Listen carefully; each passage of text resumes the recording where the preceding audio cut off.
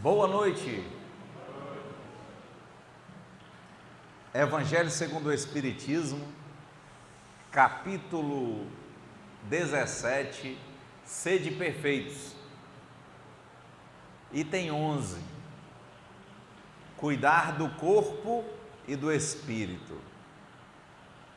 A perfeição moral consiste na maceração do corpo.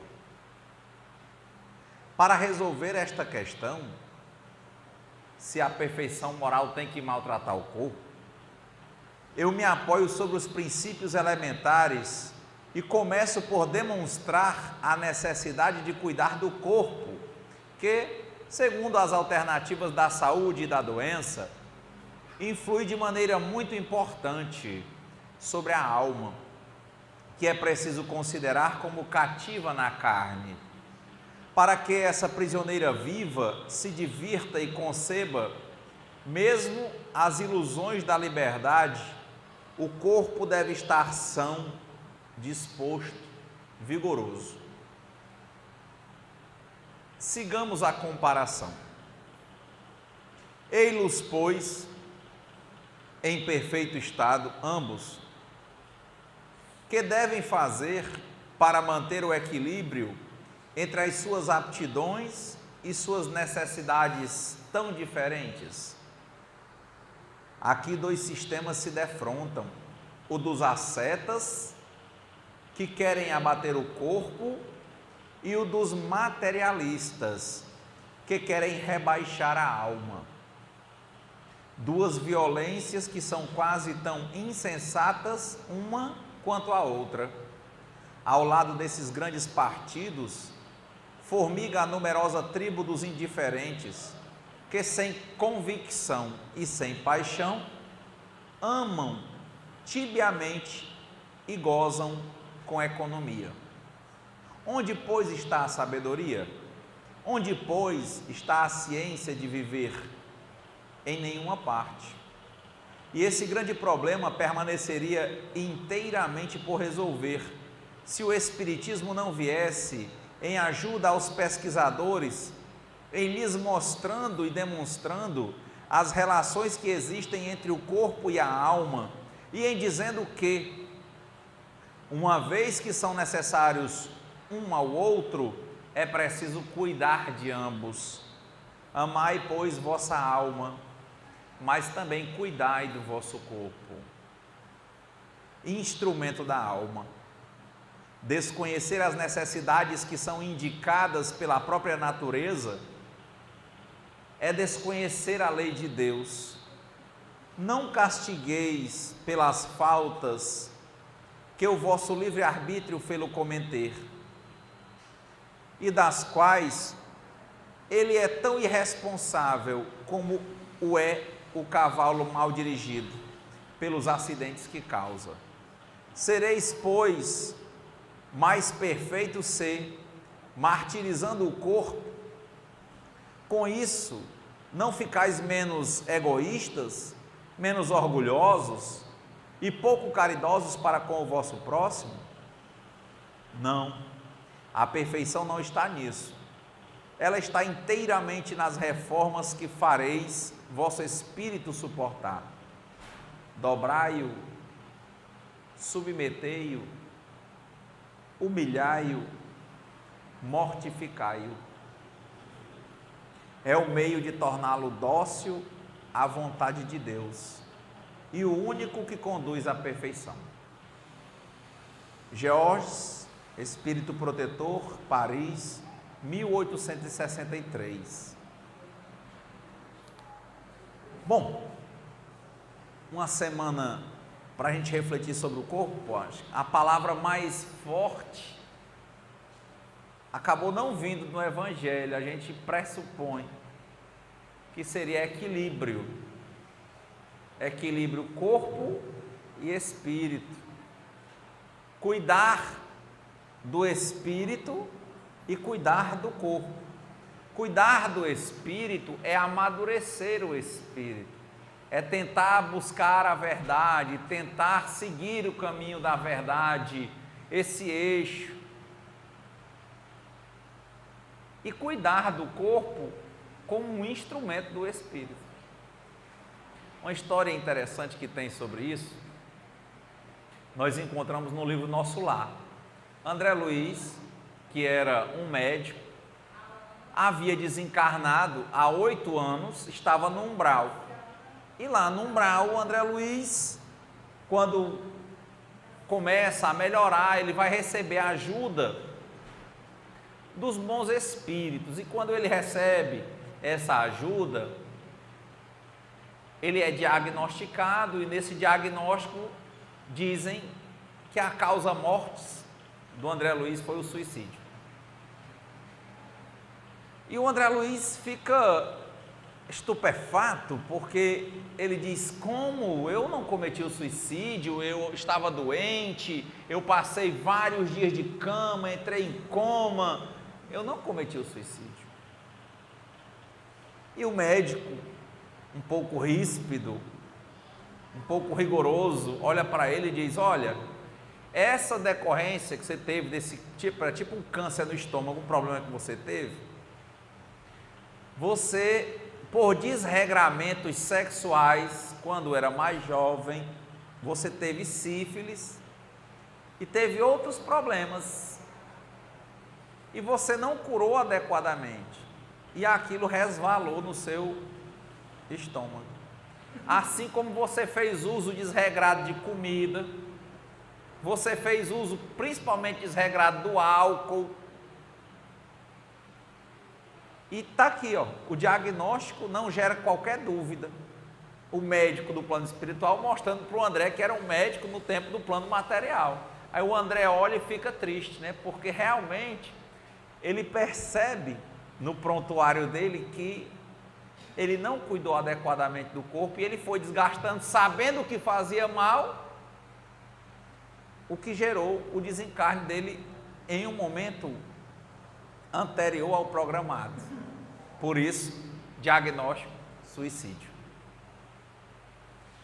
Veja, faltou o equilíbrio do André Luiz ao conduzir o seu espírito, quando aqui o Evangelho fala de mortificar o espírito.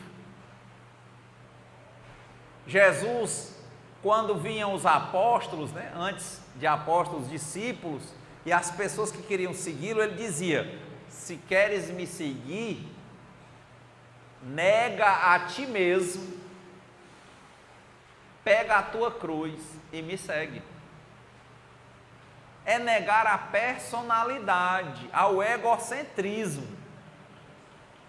A esse egocentrismo que nos leva, por exemplo, à preguiça, que nos leva à luxúria pura, a entendermos que o sentido da vida é curtir a vida no sentido de não fazermos nada, de sentirmos apenas os prazeres físicos.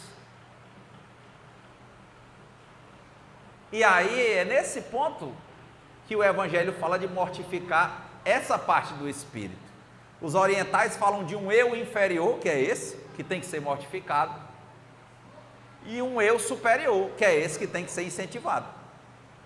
Então, quando ele diz: quanto ao espírito, dobrai-o, submetei-o, humilhai-o, mortificai-o, mas é o eu inferior, é o espírito imperfeito que sabe tudo o que é correto, mas tende para o incorreto. Isso é a marca nossa, os espíritos num plano terráqueo, né, que é um planeta de provas e expiações, em que vem espíritos imperfeitos. Espíritos imperfeitos são esses que têm orientações para tudo que é bom, mas tendem a escolher o errado, escolher o que vai lhes fazer mal. E é esse espírito que vai mal utilizar o corpo. E mal utilizando o corpo, a cada dia que você mal utiliza seu corpo, você está plantando uma boa ou uma má semente? Uma má semente. Se você planta uma má semente, o que é que você vai poder colher? Bons frutos ou maus frutos?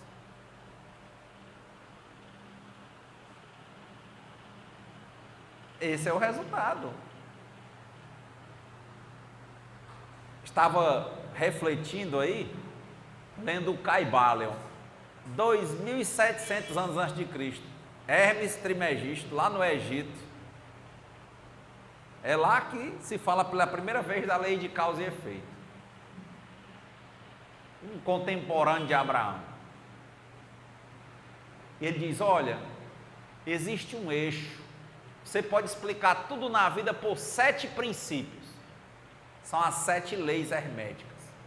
Ele diz: primeiro princípio, tudo é mental, ou seja, existe uma lógica no universo, que é pretérita ao universo, para nós é Deus. Ele sabe de tudo, pensou tudo e cria tudo. Primeira lei. Segunda lei, altamente parecida com o que o Espiritismo absolve. Existe uma correspondência. Olha a lógica. O que está em cima, está embaixo. Aí as pessoas vão ler o Nosso Lar e não entendem por que é tão parecida a colônia espiritual com o plano material. Porque o que está em cima, está embaixo.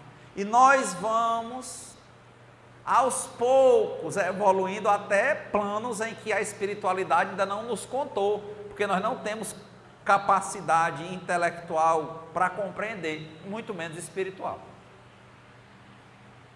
E quando você pega na boca de Jesus, lá em João, que Pilatos pergunta a ele por que ele não estava respondendo, e Jesus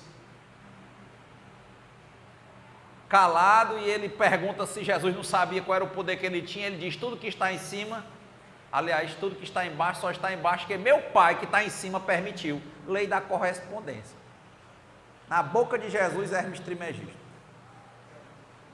Ele diz: tem outra coisa, existe uma vibração. O que é isso? É uma energia que faz com que a vida sempre se movimente. Toda a vida é movimento.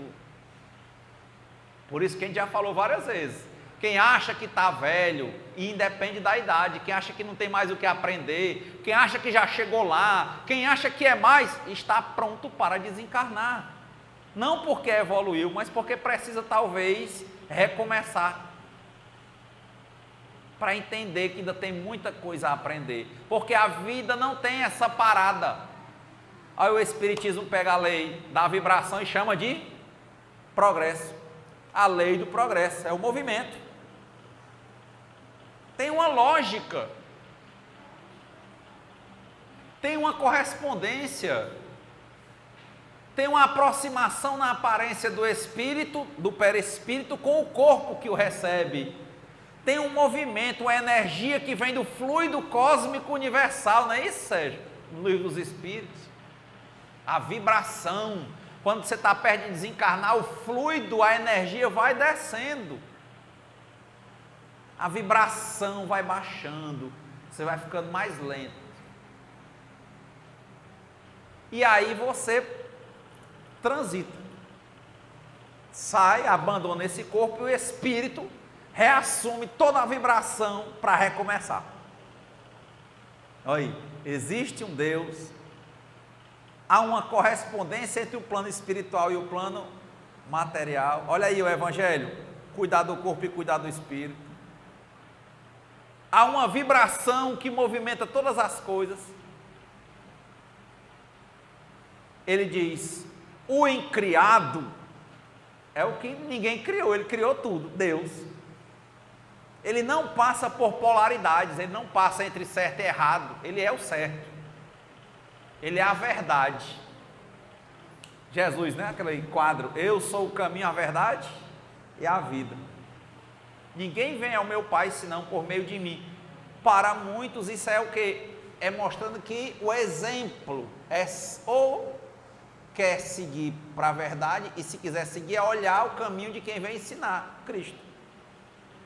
Seguir os passos do Mestre.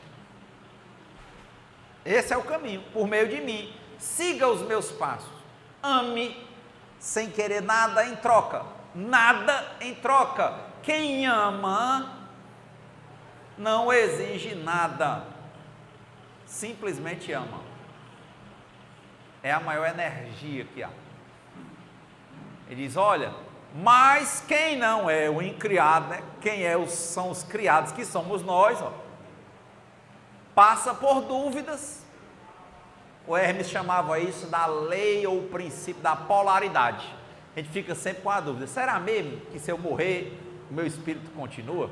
Será mesmo, quando você ama alguém, será que aquele outro me ama? Você fica querendo reciprocidade. Você cria um será dentro de você e essa dúvida faz a gente travar. As polaridades, a verdade, o eixo do mundo. Deus não tem polaridade. É o que é infinitamente bom. Mas nós temos. Ainda mais quando somos espíritos imperfeitos. A gente fica na dúvida entre seguir o que a gente acredita que é bom e entre a vontade que o mundo está dizendo que é bom. Polaridades. Sepulcros caiados que nós temos às vezes. Quem é que não tem isso compartimentado? E não é anormal. É normal porque somos ainda espíritos imperfeitos. Melhor reconhecer do que negar. Quando perguntaram se o Cristo veio revogar os mandamentos, ele disse, pelo contrário, eu vim para ver até os pensamentos. E é aí que está a coisa. A prova que o espírito às vezes está no grau de imperfeição ainda, é essa. Nós temos compartimentos na nossa mente, no nosso espírito inferior, nosso eu inferior, que tem desejos, personalidades, distorções fortíssimas, que a gente não revela para ninguém. Muitas vezes a gente acha que esconde até de Deus, mas tem a polaridade. Ele diz, tem outra coisa para explicar, ó. Se tem esse mentalismo, se tem a correspondência, se tem a vibração, se tem a polaridade. Ele diz, tem outra coisa, para quem acha que já chegou lá, que já é rico, ou já é bonito, ou já é o mais inteligente, ou já é o mais espiritual, quer parar, né? A boca da aposentadoria. Ele diz, existe no universo, em tudo, uma coisa chamada ritmo. Porque a vibração faz o movimento. A polaridade é a nossa luta. E o ritmo é dizer, por mais que você não faça nada, olha aí, na lei do progresso, as coisas se desenvolvem e se retraem. A gente nasce, cresce, reproduz e morre. Depois, de novo. O universo se expande, depois se contrai. O coração abre, fecha. Não é isso que eles chamam sístole e diástole. Ele se expande e ele se contrai. Ele se expande e ele se contrai. Veja cada trecho da vida da gente. Você diz, eu tive um auge na minha vida. Quem pensa muito lentamente acha que a vida só tem 3 pedaços. Quem pensa realmente vê que todo dia a vida tem um auge e uma retração. Um auge e uma retração. Tem gente que passa a vida inteira lutando para ganhar dinheiro porque acha que vai ter a estabilidade. Aí na hora que vem o dinheiro, aí vem os problemas de família. Ó. É retração. Aí quando passa o problema de família, agora eu estou aposentado, vou passear, adoece. É normal, é melhor do que negar, é conhecer. Não adianta negar, é uma lei universal. É saber viver as nossas 24 horas bem vividas. A vida é hoje. Hoje é dia de plantio. Diz o André Luiz lá nos Mensageiros que nós não devemos nos inquietar demais com resultados. Nosso papel é plantar. Se vai germinar, produzir, é com Deus. Todo dia é dia de plantar. Isso é uma máquina importante. Só lembro do Chico. 80 anos de idade, trabalhava para o espiritismo desde os 17.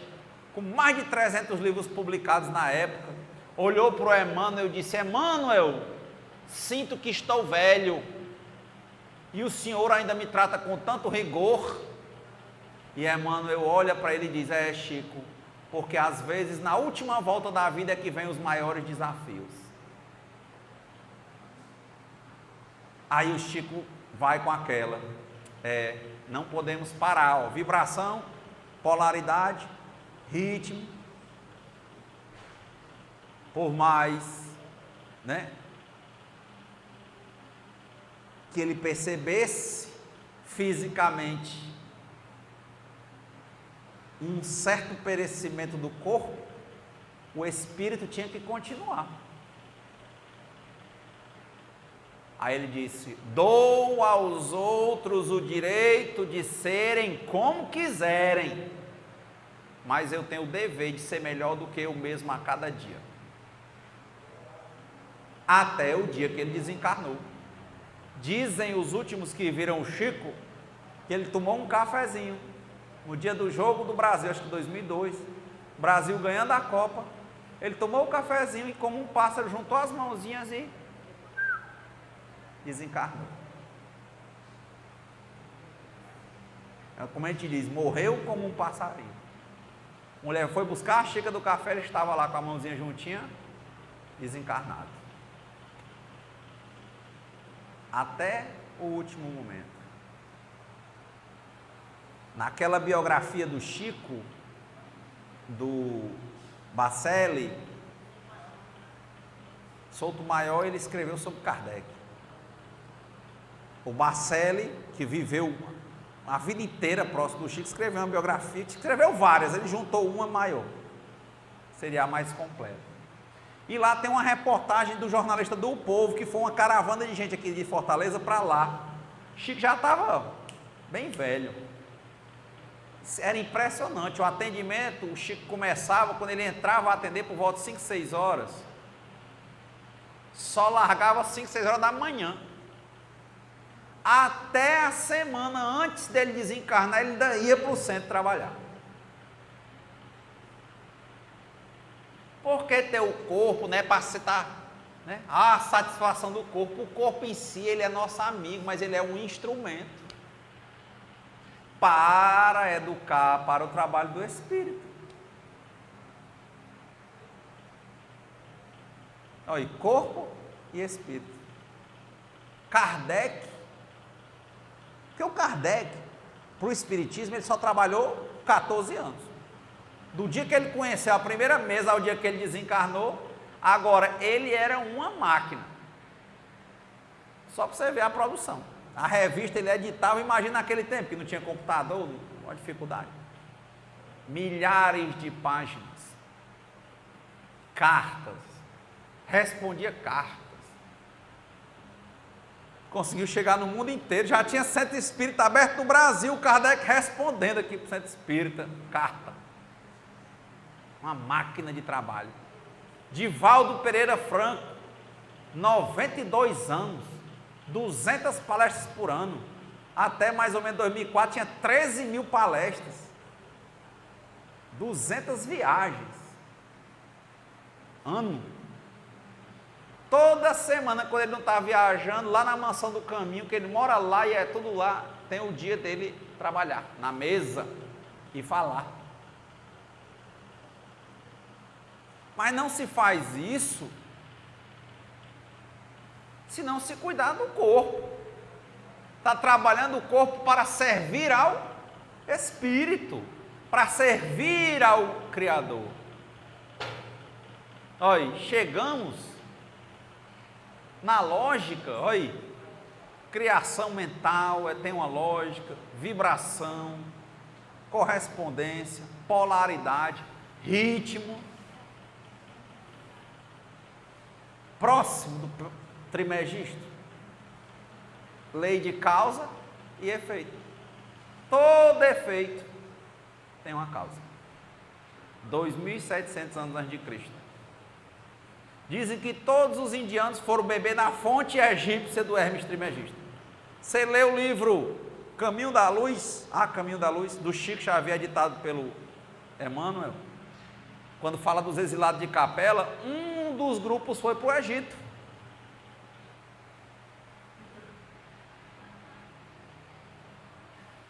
Trouxeram ensinamentos da alta espiritualidade. Olha aí de onde é que vem as coisas. Tudo batendo no espiritismo. Que lá no exilado de Capela, A Caminho da Luz, ele começa a falar, e no exilado de Capela o Edgar Armand detalha quais seriam essas 4 raças, né, que começaram aqui o nosso planeta, fora os autóctones. E um deles estava lá no Egito. Era o grupo mais espiritual que tinha. Até hoje ninguém sabe como é que foram feitas as pirâmides, ninguém sabe como é que se mumifica um Amun, ninguém sabe nada. O Hermes falava do processo de transmutação do espírito, a gente se transformar. Escolinha que foi beber lá no Hermes, o grego, Platão, ele dizia: o melhor presente que você pode dar a alguém, a maior prova de amor que você pode dar a alguém é você crescer, você amadurecer. Pensemos quantas besteiras nós fizemos e desorganizamos onde nós passávamos, achando que eram os outros, mas era a nossa desorganização mental, nossa complicação mental, que era o nosso espírito inferior, o nosso eu, louco. E quando a gente começou a se organizar, parecia que a gente estava virando o rei Midas, tocando e virando ouro. A loucura de fora era uma representação da loucura que a gente tinha dentro da gente. Nos equilibramos, o mundo se equilibrou. Muita gente, eu vejo depoimentos por aí, na hora que começa a melhorar, o mundo melhora, porque o mundo tem a ver conosco. Nós somos do universo, nós também somos criados do jeito que o universo é, somos parte do fluido cósmico universal. Somos trinos, aqui tem Deus, matéria e espírito.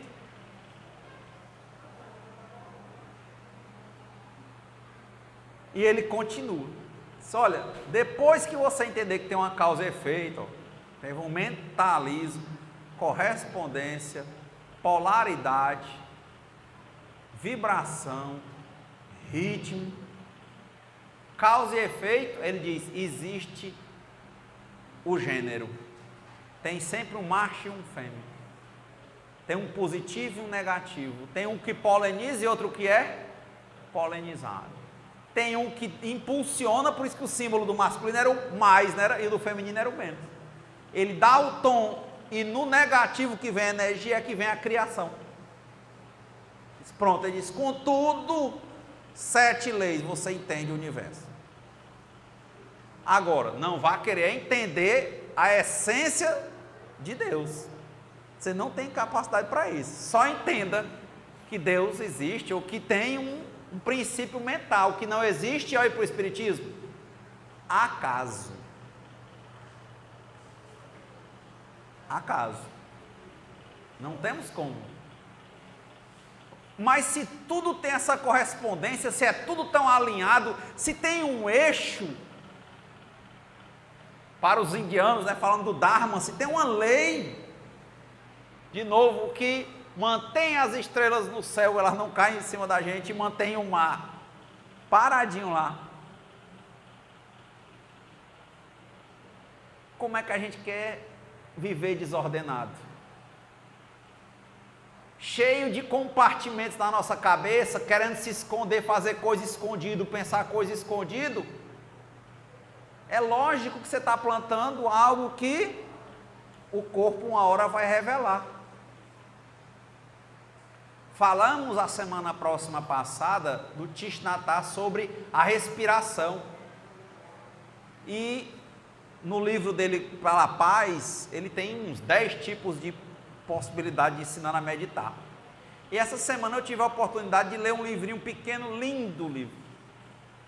Para mim que é lindo. Para algumas pessoas não vai valer nada.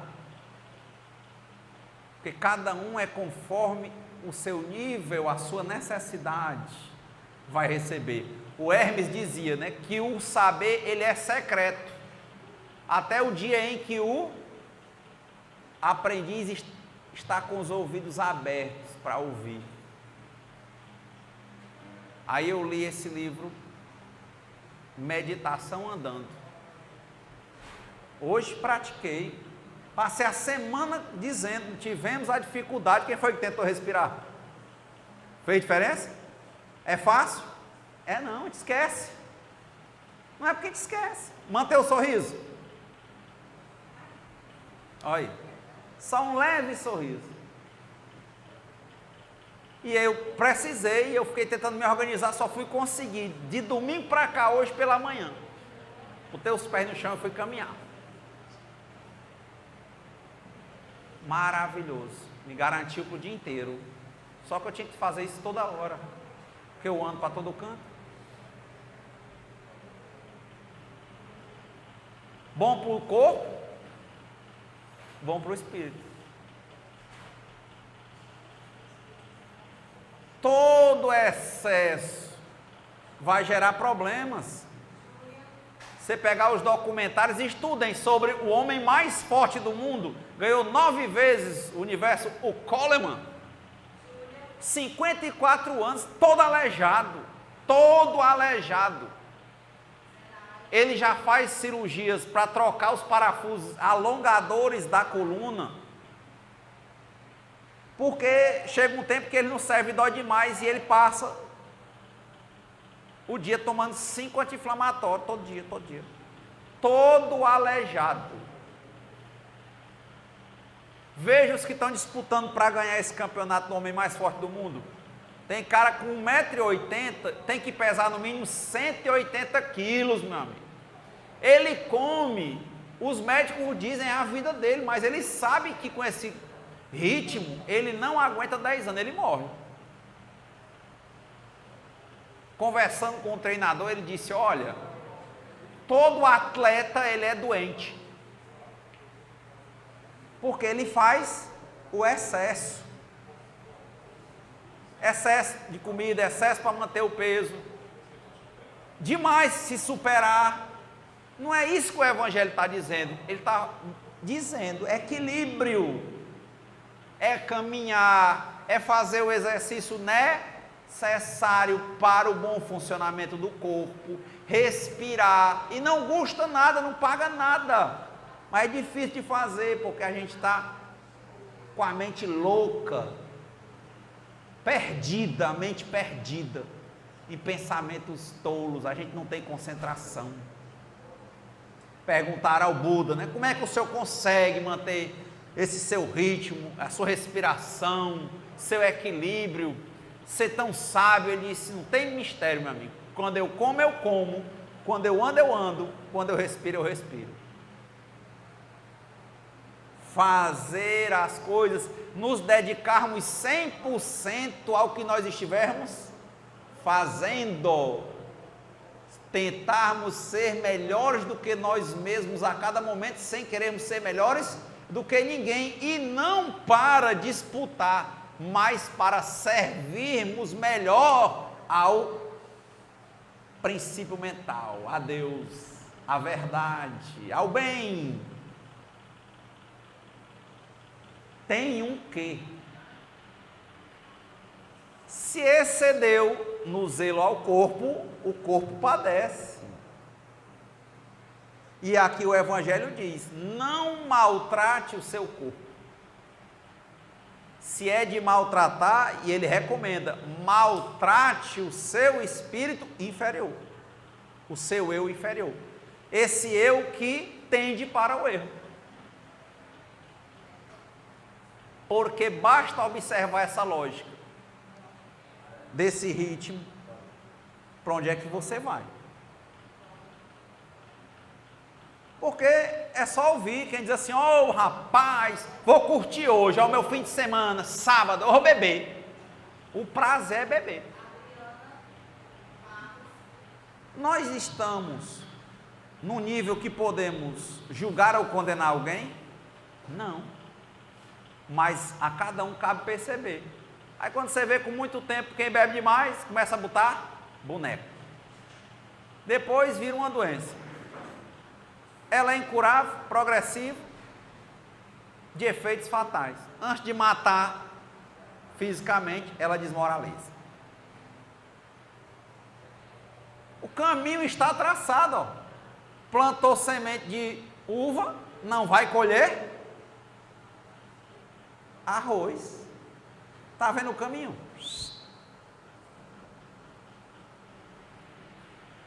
Todas as vezes que se discutiu nos anos 60 e 70, sexo, drogas e rock and roll.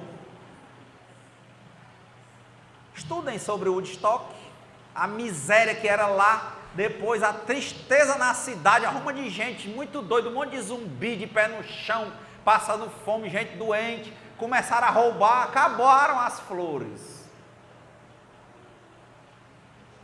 O resultado era outro. Pode, quem já assistiu alguma coisa, leu sobre o Woodstock? Triste, não? Que ficou na cidade. O festival não tinha ambulância, o pessoal morrendo, eles estavam comendo LSD com sanduíche dentro da carne.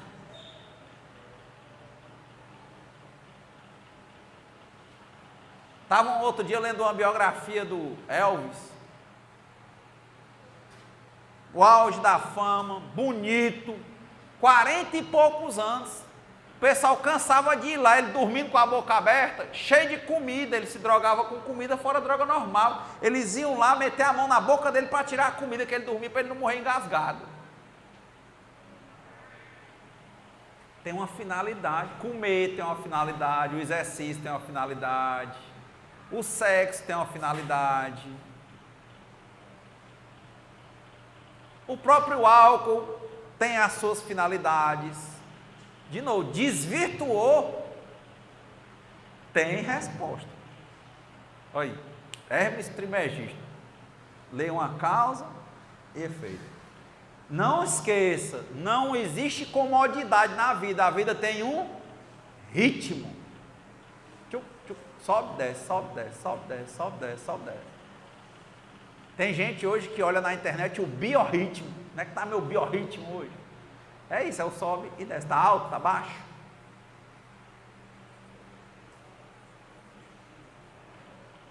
Impressiona.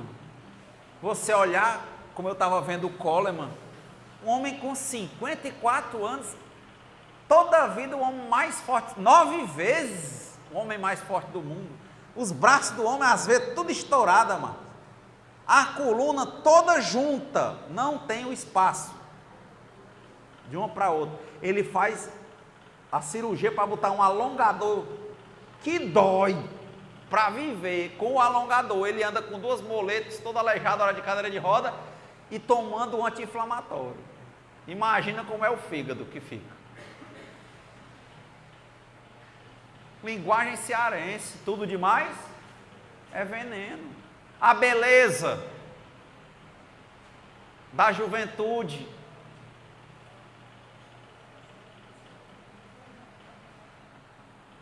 como a história do Caetano Veloso, é que Narciso acha feio que não é espelho, se acha tão bonito ou tão bonita que deixa de fazer tudo na vida, de trabalhar, de conversar, de ser uma pessoa legal. Por quê? Porque é a beleza. A beleza que estava ali ao mesmo tempo para fazer aquela pessoa feliz, se ela bem utilizasse, mas ela se ilude com a própria beleza.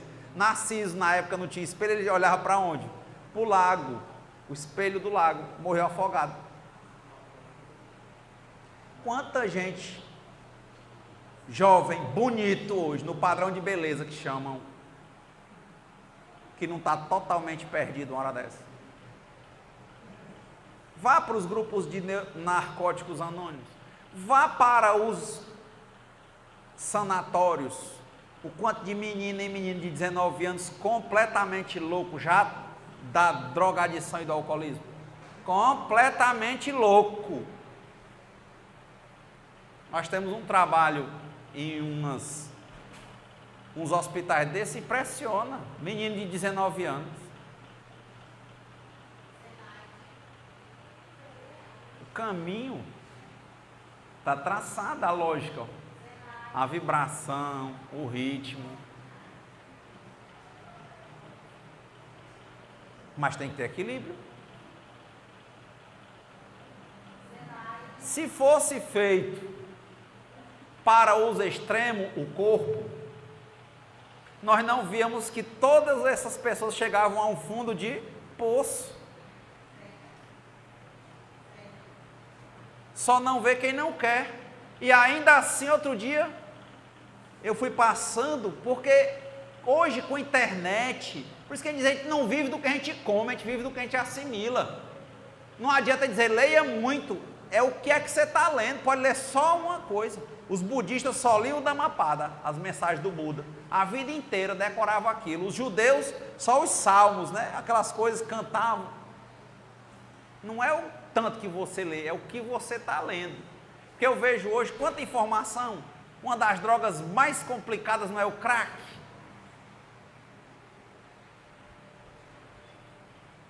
A gente vê. E outro dia eu me impressionei, porque a gente pensa assim, não, quem vai para o crack é alguém que já está assim, né? Já foi para vários tipos de drogas, né? Já está meio que praticamente numa situação muito complicada. Outro dia eu passei e vi 2 jovens ali na pracinha da Gentilândia. 2 jovens, ainda fortes, tive que fazer exercício, né? Malhados, bem parecidos, bonitos. Devia ter no máximo uns 16 anos. Cada um puxando uma latinha crack. Espere 3 meses para você ver a cara deles, vocês estão como eu vi hoje. E não está informado, você não vê, fica um zumbi, magro, né? Achando graça, crack, brincando.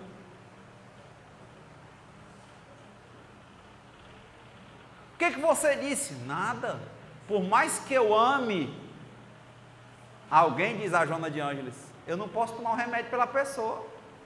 Está escolhendo o caminho da dor. Vai doer. E não vai doer pouco. Não está doendo nas costas do Coleman?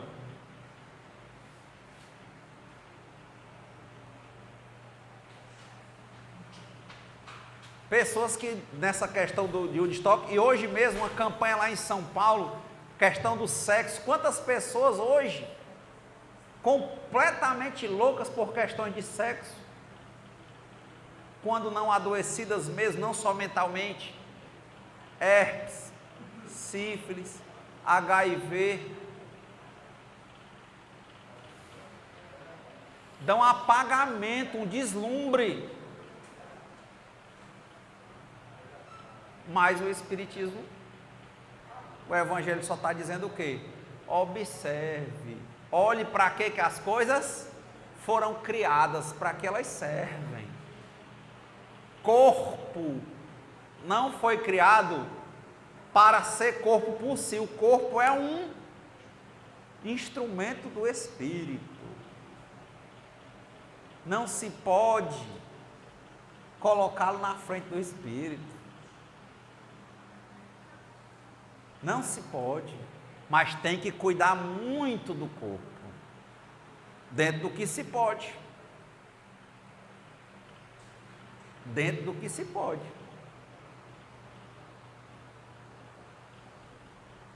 Mas o espírito, esse espírito inferior, esse egocentrismo, esse egoísmo, que nos leva a achar que a vida, que curtir a vida é ficar de boa. Não esqueçamos, diferente é o sorriso daquela gaitada, né? Porque do lado do excesso da euforia vem a depressão. Ao lado da euforia, dizem os psicólogos, psiquiatras, aquela alegria eufórica, ao lado dela, pode esperar, o próximo passozinho dela chama-se depressão. É como se você botasse assim para fora, fica um vazio. está utilizando de forma desequilibrada o corpo.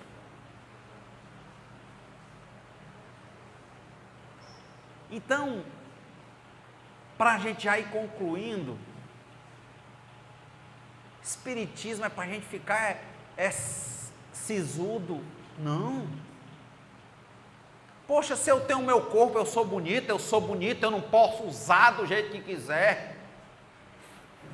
Dizem os bons espíritos, e tem um livro muito bom, que é o da Joana de Ângeles, chamado Homem Integral, psicografado pelo Divaldo Franco, ele diz: quando você acha que a liberdade é seguir os desejos do corpo,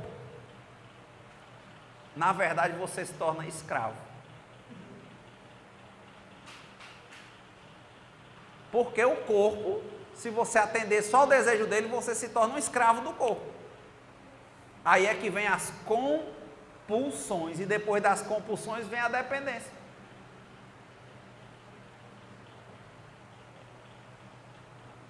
Emmanuel dizia que ser feliz é servir a Deus. Quer dizer, ser feliz é entender o que é perene. Olha as 7 leis aí do Hermes Trismegisto. Entender o sentido da vida, assumir as responsabilidades, amadurecer, crescer espiritualmente, fazer a sua parte, dar a sua colaboração, se instruir, terminar o dia melhor do que como começou a nível de espírito. Aí nós vamos começar a sentir o que é a alegria de viver. Sermos úteis, servirmos antes de sermos servidos, amarmos antes de sermos amados. E aí você vê a alegria de vida, aí você vê qual é a resposta final. Aí você vê pessoas como Jesus Cristo, você vê São Francisco, sempre que falam dele, dizem que era um homem feliz, assim, alegre, que deixava alegria. Perguntaram à Madre Teresa, tem até uns depoimentos dela na internet, qual era a coisa, porque ela cuidava muito de leprosos, aidéticos, doentes. Ela dizia, ela tinha uma coisa com ela, que era, sempre que alguém fosse falar com ela, ela tinha que fazer um esforço para a pessoa sair sorrindo, sair bem. Que ela dizia, o maior problema da humanidade é essa falta de percepção do sentido da vida, que leva as pessoas a acharem um vazio dentro delas.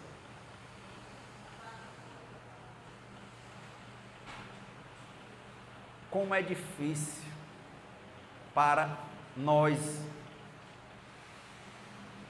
muitas vezes, enxergarmos o caminho da verdade, e mais difícil é querermos seguir.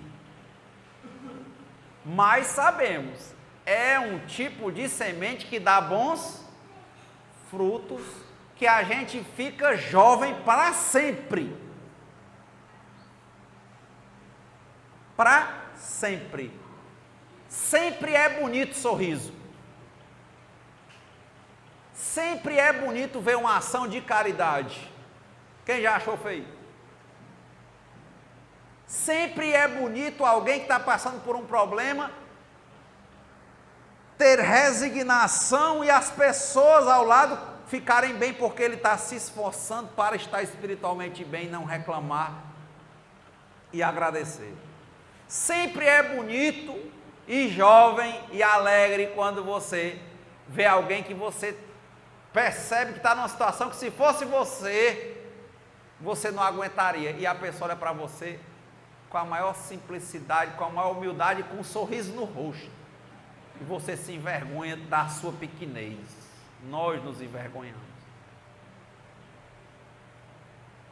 porque impressionantemente essas pessoas que vivem a vida de verdade são sempre lindas, porque Deus nos fez para sermos lindos, e a lindeza, a beleza vem do Espírito. Porque as pessoas, como disse Jesus lá no Boa Nova, elas antes de ruins, elas têm medo. Elas têm essa fraqueza. Como é interessante ter alguém que é coerente, que realmente se esforça, que realmente quer servir, que tem compromisso. Como é bom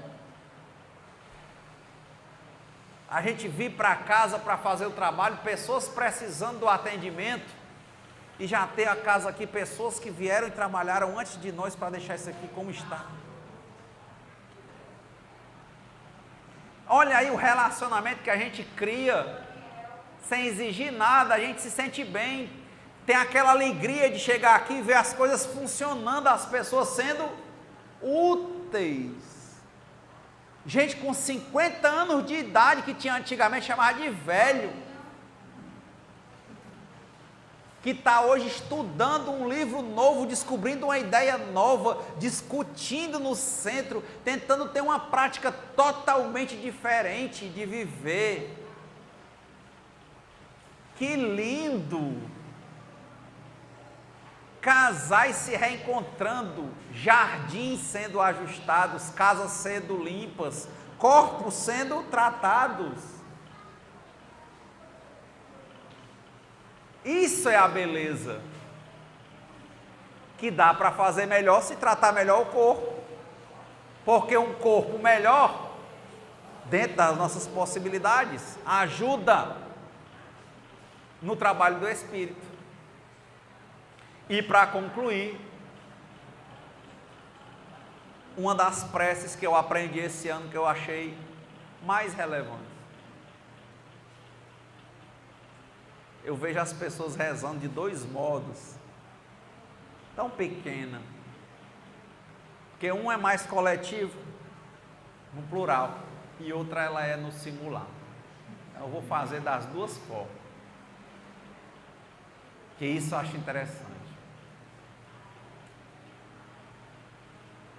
No individual eles dizem: Deus, conceda-me a serenidade necessária para aceitar as coisas que eu não posso modificar, coragem para modificar as que eu posso, e sabedoria para poder distinguir umas das outras. No coletivo eles dizem: concedei-nos, Senhor, a serenidade necessária para aceitarmos as coisas que não podemos modificar, coragem para modificar as que podemos, e sabedoria para podermos distinguir umas das outras.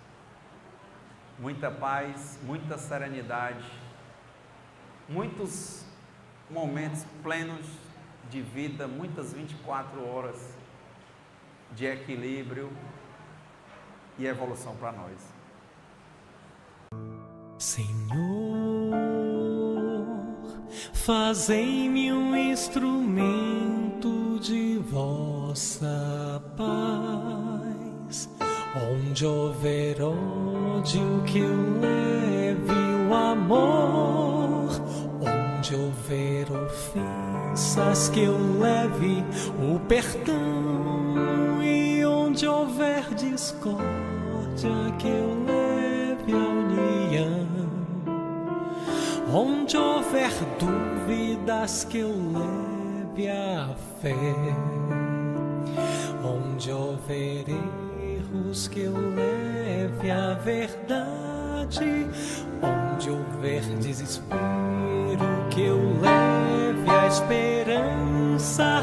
Onde houver tristeza, que eu leve a alegria. E onde houver trevas, que eu leve a luz. Oh, Mestre, fazei que eu procure mais consolar que ser consolado.